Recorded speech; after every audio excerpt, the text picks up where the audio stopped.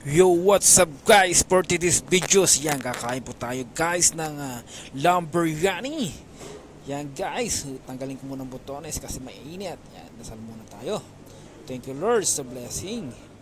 So yan guys, ito po ang biryani dito sa Qatar. Yan, meron po siyang kasamang onion. And then yan, papadam po, chicharon po sa atin yan. Masarap po siya, parang chicharon. So tara guys, let's go, let's eat. Sarap.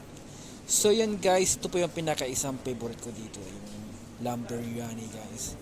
Na dati is 13 reals lang, ngayon ay naging 16 reals na siya.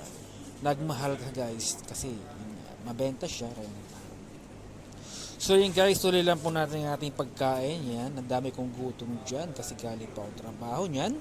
At marami-raming customer po kasi time na yun, kaya hindi na po ako makapagluto. Dumiretso na po ako dun sa biryani corner.